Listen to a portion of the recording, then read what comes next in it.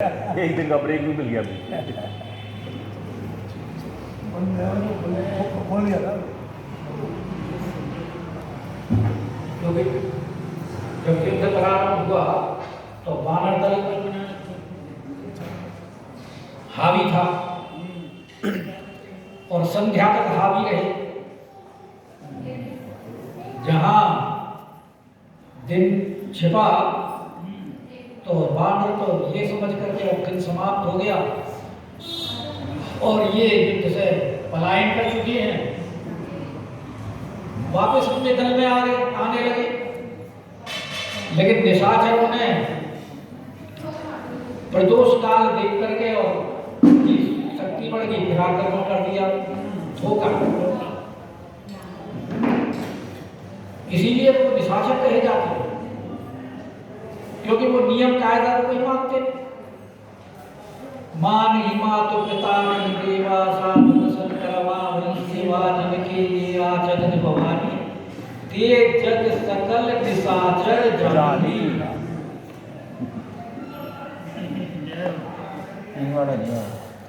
Without Singh वाले हैं, बिना सिंह वो नीति मानते ही नहीं। वरना तो नियम के हिसाब से तो सूर्यास्त के बाद युद्ध समाप्त हो जाना चाहिए। उन्होंने फिर प्रारंभ कर दिया। फिर वानर भालू जब गए दोबारा लौट कर गए, अब फिर उनको विचलित किया तो उन्होंने माया का प्रयोग किया। अब तो वानर भालुओं में खलबली पड़ गई। लेकिन फिर भगवान ने जब उनकी माया का निवारण कर दिया तो फिर उन्होंने मार काट मचाई और फिर परिस्थिति ये आ गई कि जो युद्ध छोड़ कर भाग चले उनको भागने नहीं दिया आराम से कि भागत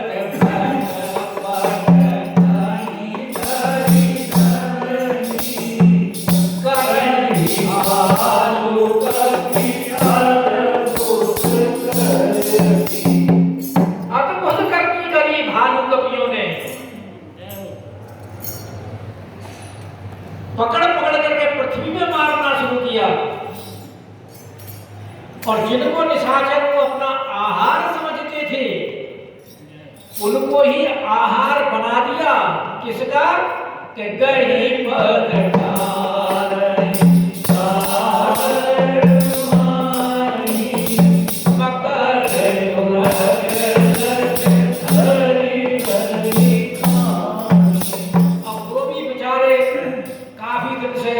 इंतजार में थी कि हमें कुछ मोटा माल ऐसा मिले जो हमें नया हो, मोटा माल मिले खाने को।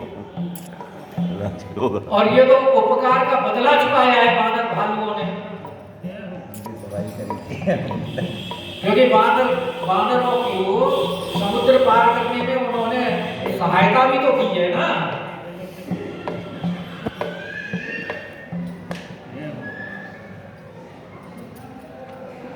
इसीलिए उन्होंने कहा कि ठीक है भाई, आपने हमारी मदद की, अब हमारी तरफ से थोड़ी सी भीड़ ले लो। तो कछु मारे कछु घायल और कछु गढ़ चढ़े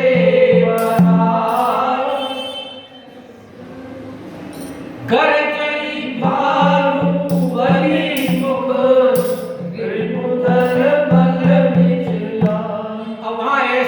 हो गई। कुछ तो उनमें मारे गए और कुछ घायल हुए हैं और कुछ तो भाग करके चढ़ गए। कहां? किले में, गढ़ में। क्या तो किले में छिपकर ही जान बच सकती है इनके आगे। अच्छा, भागता कौन है? जो हारता है। भाई जीतने वाला थोड़ी भागेगा, हारने वाला ही भागता है। तो इसका मतलब वानरों की जीत हुई और निशाचरों की हार हुई। और भगवान शंकर ने तो पहले भविष्यवाणी कर दी थी। जब पार्वती जी ने कहा कि ये वानर भालू क्यों भाग रहे हैं, आप तो राम प्रताप इनके साथ है। तो भगवान शंकर बोले देखो अभी भाग रहे लेकिन आगे ये जीतेंगे। और वही बात सिद्ध हो गई। इसीलिए वो गर्जना करने के गर्जई भालू बली मुख, क्योंकि जो जीतता है वो तो गर्जना ही करता है ना। हनुमान जी ने भी तो गर्जना की है वहां सुंदरकांड में जब युद्ध हुआ है। तो जितने भी राक्षस मारे हैं उनको मार मार करके गर्जना ही की है। अट्टहास करी गर्जा वो तो अट्टहास करी गर्जा तो जलाने के टाइम पर है, मारने के टाइम पे तो पहले ही करते हैं। पुनि पठवा तेरी अच्छे को मारा चला संग में सुपटवा। फिर क्या किया उसका ताई निपाती महाधुनी गर्जा और कछु मारे कछु मरे से कछु मिले सिदर को। वहां भी तो यही काम किया है हनुमान जी ने, और यहाँ भी यही काम कि कछु मारे कछु घायल है,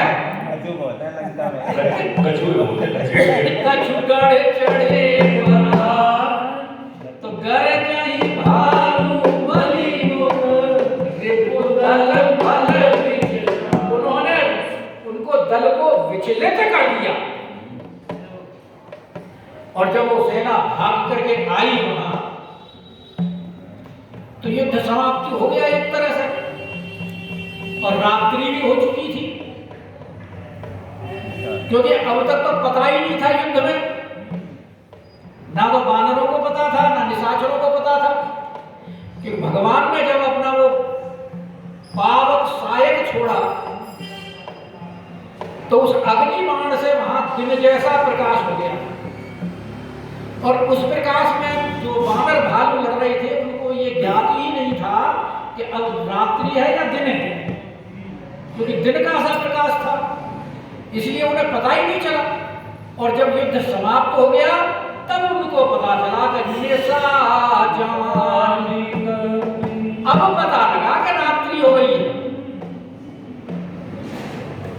जैसा आपने निम्बार का संप्रदाय के बारे में सुना है कि निम्बार्काचार्य जी जो थे उनके पास आई अति योगी, तो वो बोले भाई प्रसाद पाओ। वो बोले कि हम तो सूर्यास्त के बाद प्रसाद नहीं पाते। तो निम्बार्काचार्य जी ने नीम के ऊपर उनको इंगित करके दिखाया, देखो अभी तो सूर्यास्त हुआ नहीं है, उदय हो रहा है।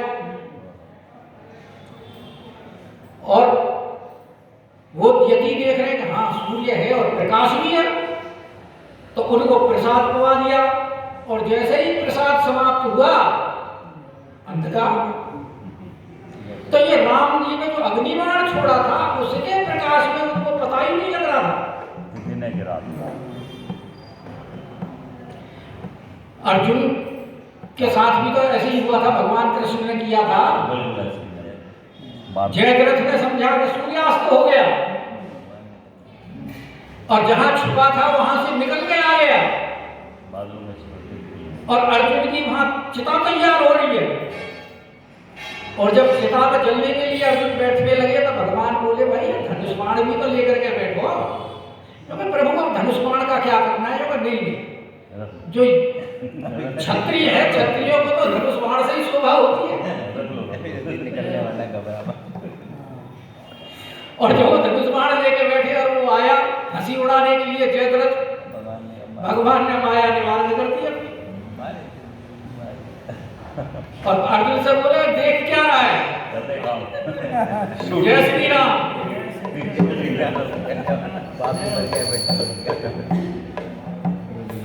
तो यहाँ भी वानर भालू को पता ही नहीं था।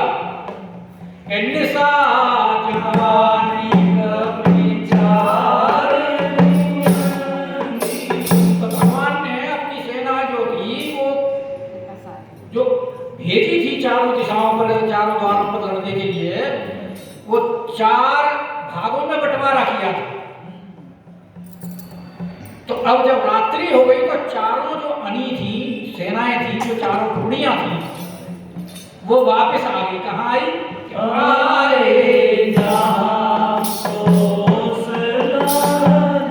जहाँ राघवेंद्र सरकार विराजमान है, राघवेंद्र सरकार के पास आए।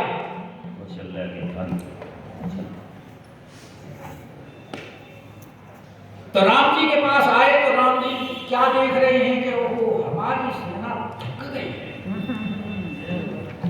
क्योंकि एक बार पहले आए थे ना, हनुमान हनुमान लौट करके जब उनको देखा था, इतना भीषण युद्ध करके आए तो थक गए थे। तब भगवान ने उनके ऊपर दृष्टिपात किया तो वो विगत श्रम हो गए।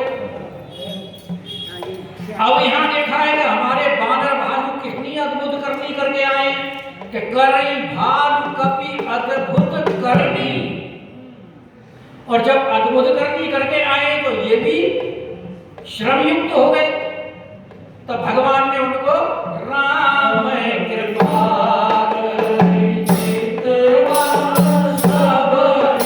सबके ऊपर भगवान ने दृष्टिपात। और भगवान की दृष्टिपात, कृपा दृष्टि जब होती है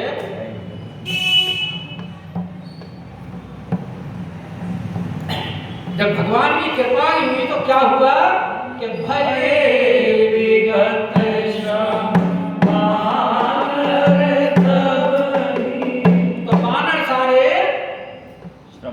विगत श्रम हो गए।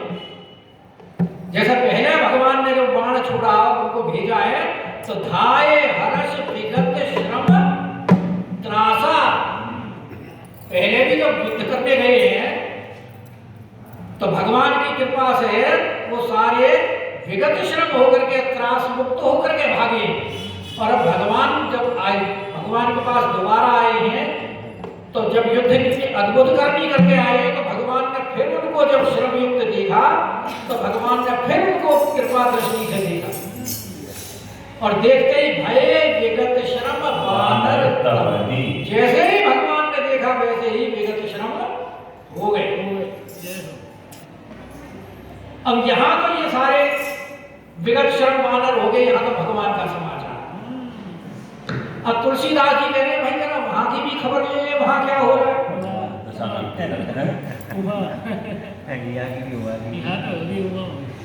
अब यहाँ की तो गोस्वामी जी ने बता दी भाई, भगवान के पास लौट करके आ गए, भगवान ने उनको देखा, उनकी सारी श्रम दूर हो गए। अब यहाँ का तो अब ये आराम करेंगे। लेकिन वहां क्या हो रहा है लंका में जिनकी पिटाई हुई है कि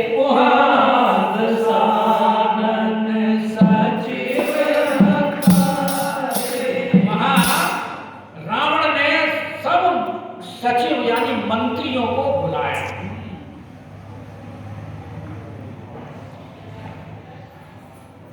और सब मंत्रियों को बुला करके फिर उसने मंत्रणा की। तो जब सारे मंत्री इकट्ठे हो गए तो फिर उन मंत्रियों से कहा कि सब सन करे। तो रावण को बता रहा है मंत्रियों को कि सुभट जे मारे, कौन कौन सुभट हमारे मारे गए। कहा तो उसे पूछना चाहिए था मंत्रियों से कि भाई कौन कौन मारे गए, बजाय मंत्रियों से पूछने के खुद मंत्रियों को बता रहा है कि हमारे कौन कौन सुभट मारे गए। अब ये देखो कि रावण का सैन्य संचालन कितने उत्कृष्ट कोटि का है कि वो एक एक खबर अपने पास रख रहा है, इसलिए बता रहा है। और फिर उसमें हाथ किनका है, हमारे अंगद हनुमान जी का भी है। क्योंकि उस दिन बहन जी ने आपको कथा में बताया था कि वो तोड़ तोड़ के क्या कर रहे हैं, वो नहीं फूटत दधि कुंड, एक एक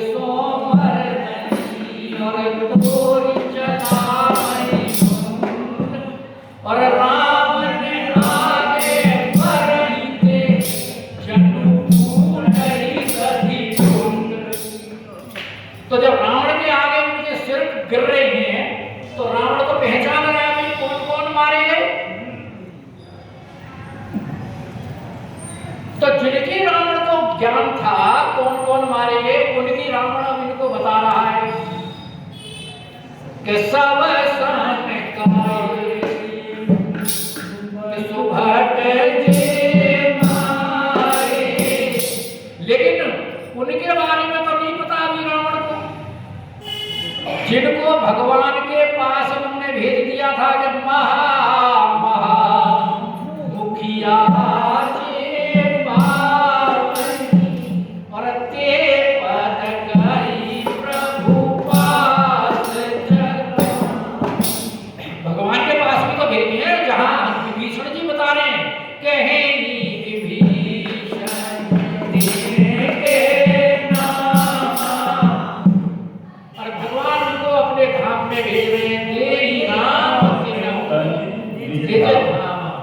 तो इसलिए पहले उनके नाम बता रहे हैं और फिर कहा कि अच्छा लिस्ट बनाओ कौन कौन मारेंगे। अब लिस्ट बनाई तो फिर रावण बोला कि भाई आधा कटक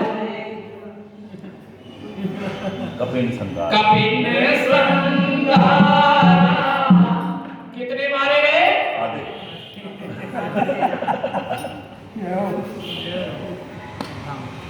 भाई वानर भालुओं ने तो आधा कटक संहार कर दिया।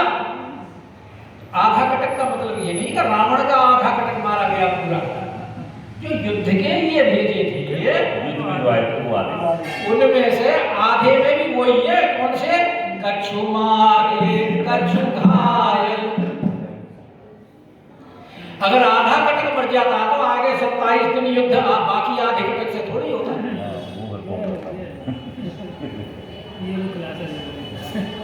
ये तो आधा कटक जो युद्ध के लिए गए थे उनमें से आधे, और आधे भी वही है कछु मारे कछु घायल। पंडित जी आप रावण को दिलासा दे रहे हैं या राम जी आधे नहीं बता रहे? वहाँ की बात करें, वहाँ की ये वहाँ की बात गोस्वामी जी कर रहे हैं ना, वहाँ की बात कर रहे हैं। मैं रावण को दिलासा दे रहा हूँ। यहाँ की बात थोड़ी हो रही है। तुलसीदास जी जो जब रावण की बात करते तो वहाँ कह देते हैं पहले तो समझ जाए, अगर पहले कह दूंगा वही कह रहा हूँ, रावण को दिलासा दे रहे हो। यहाँ हुआ की बात है। यहाँ हुआ ईयर और बोले कि भाई अब इतना तो हमारा नुकसान हो गया, अब कहा बोले भाई अब जल्दी बताओ क्या मिसाल क्या करना है? और जल्दी क्यों है कि सुबह फिर आ जाएंगे वो तो छाती के ऊपर। हमारे पास समय नहीं है। मानना मानना मिलेगी, मानी कि कहा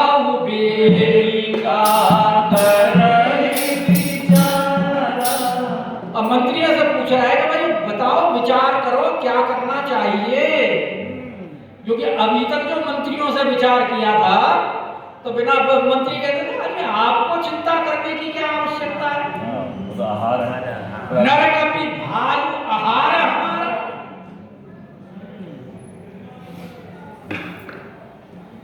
और रावण भी यही समझता था कि जिनके जीवन कर रखवारा भय मर्दुल चित्त सिंधु विचारा। लेकिन उन्होंने तो जिनको वो आहार मानते थे उन्होंने तो इनकी ऐसी गत बना दी कि कह रहे भाई अब क्या करें, भूख लगना पड़ा। तो उन मंत्रियों में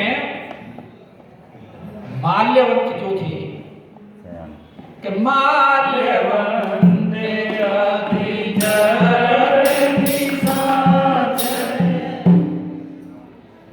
जो रावण के नाना थे, और जरठ निशाचर कहा, जरठ का मतलब बूढ़े थे। जैसे रावण के यहाँ ये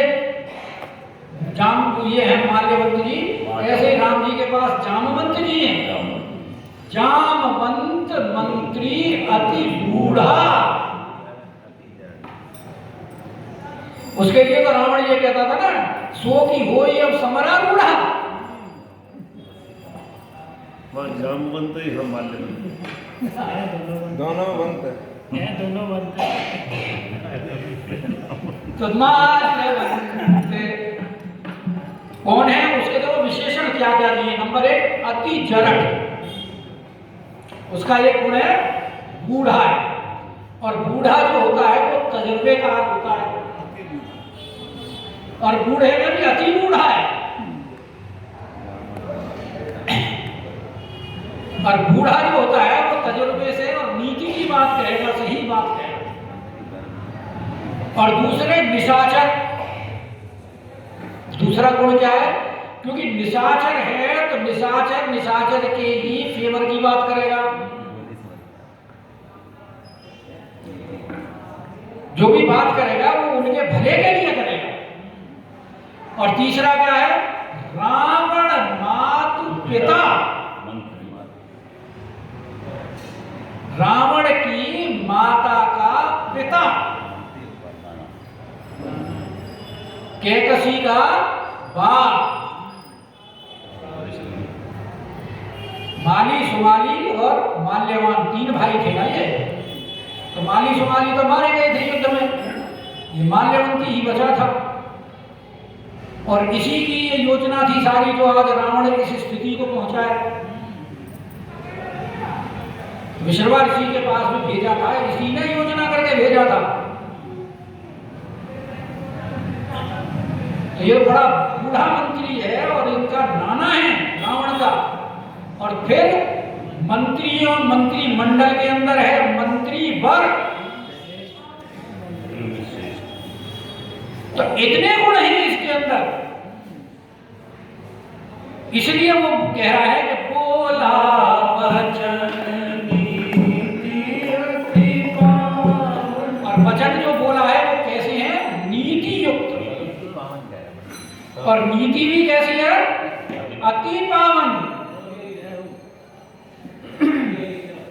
क्योंकि नीति की भी 3 कैटेगरी है, एक अपावन, एक पावन और एक अति पावन।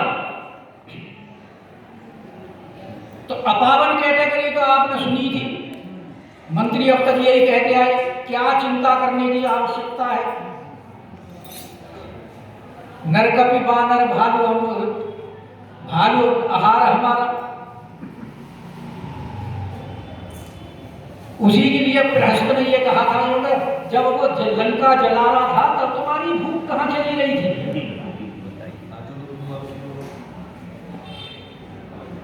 तब तुमने उसे क्यों नहीं खाया था।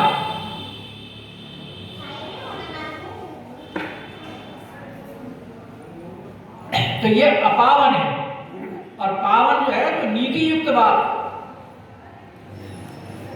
जैसा विभीषण ने कहा बार बार, मंदोदरी बार बार कह रही है, लेकिन अब सिर्फ एक माल्यवंत जी हैं जो नीति की बात करने वाले हैं, अब इनकी मंत्रिमंडल में और कोई है नहीं, इसीलिए इनकी बात मानी नहीं गई है वहां। लेकिन वो कह रहे हैं कि भाई मैं जो है अब आपसे जो बात कह रहा हूं उसको आप सुनिए, सुना हूं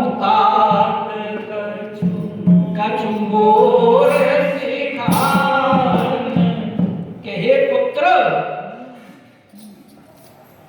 पुत्र संबोधन कहने का तात्पर्य है कि मैं तुमसे कितना प्रेम करता हूं, इसलिए मैं तुम्हारे जो हित की बात कह रहा हूं उसको ध्यान से सुनो। कि सुना हूं क्योंकि अभी तक ये इनकी माल्यवंती की भी बात नहीं सुनी गई थी,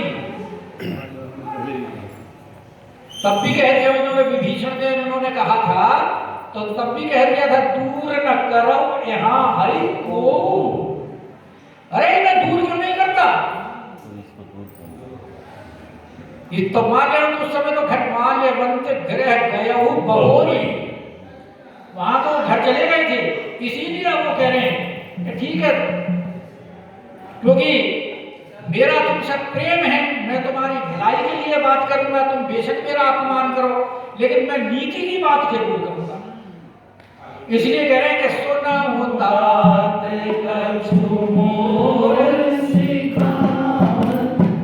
कि जब ते तुम सीता, वो कह रहा है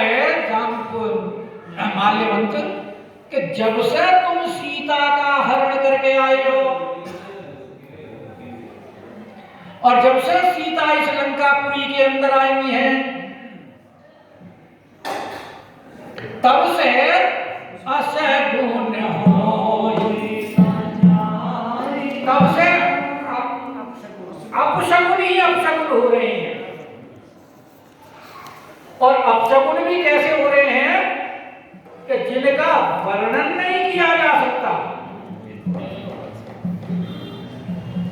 और वाल्मीकि रामायण में तो बड़े विस्तार से लिखे हैं सारे अपशगुन।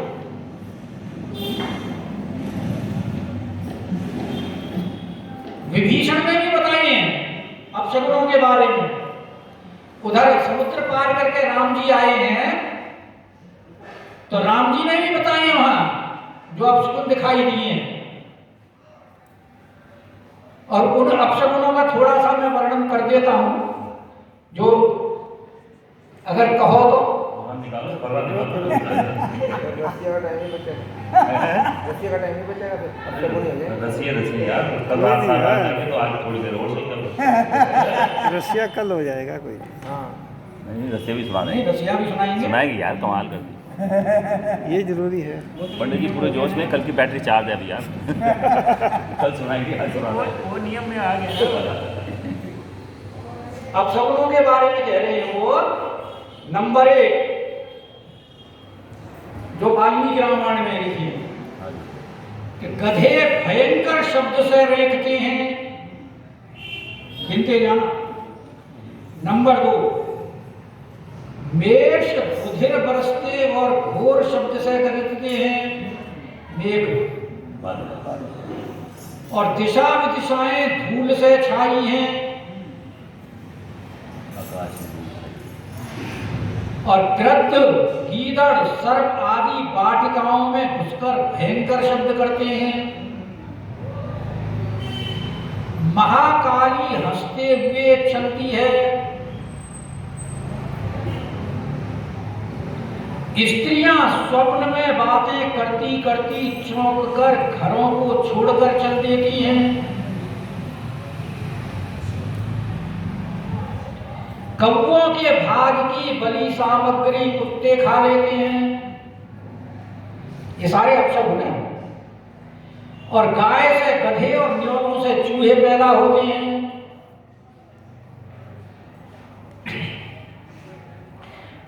व्याघ्र के साथ बिलाव, कुत्तों के साथ शूकर, राक्षस के साथ किन्नर और मनुष्य के साथ राक्षस मैथुन करते हैं।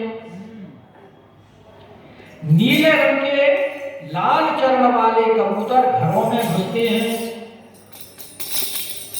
सिर मुड़ाए काला पुरुष घर घर संध्या समय फिरता है, इत्यादि।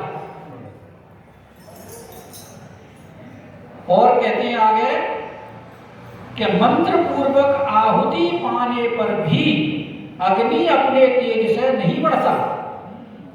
प्रदीप्त करने के समय उसमें से धुआं निकलता है, चिंगारियां उड़ती हैं। होम की खीर में चींटियां चढ़ी रहती हैं। गायों का दूध सूख गया, गज मतविहीन हो गए। घोड़े चारा पाने पर भी भूखे से ही बने रहते हैं और दीनता पूर्वक शब्द करते हैं। गधे, ऊंट, खच्चर रोए खड़े करके रोते हैं। औषधि असर नहीं करती। कौवों के झुंड महलों पर उड़ते बैठते गांव-गांव करते हैं। श्रृंगारियां पुरी के पास आकर चिल्लाती हैं। ये विभीषण ने अपशगुन बताए वाल्मीकि रामायण। और पवन प्रतिकूल भाव से धूल संयुक्त चलता है, भूकंप होता है, वृक्ष अचानक टूटकर गिरते हैं। संध्या का रंग लाल चंदन के समान लाल है। चंद्रमा की किरणें लाल और काली हैं। सूर्यमंडल में नीले दाग देख पड़ते हैं। धूली से नक्षत्र देख नहीं पड़ते, मानो युगांत का समय आ गया। कौवे, बाज, गृद्ध सहसा ऊपर से गिरते हैं। ये राम ने लक्ष्मण जी को बताया वाल्मीकि रामायण। और प्रतिमाएं रोती हैं, प्रतिष्ठित प्रतिमाएं स्थान छोड़ अन्यत्र चली जाती हैं और मूसे बिलार से युद्ध करते हैं। महोदर सुमेल पर वानर सैन्य के टिकने पर रावण को दिखाता है कि मध्य दिन में कैसे उत्पात हो रहे हैं।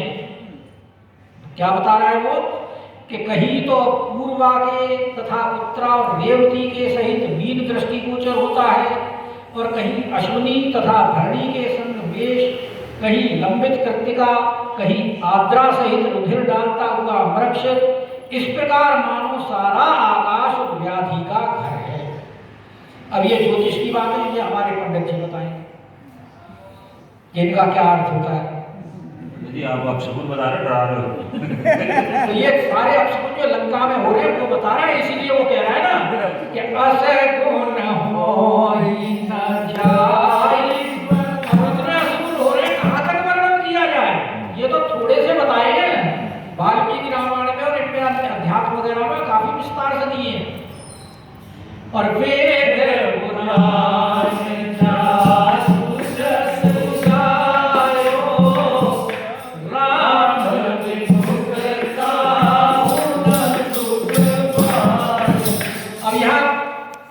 अति पावन जो ये नीति बता रहा है वो यही है कि जो भगवान से संबंध कराए।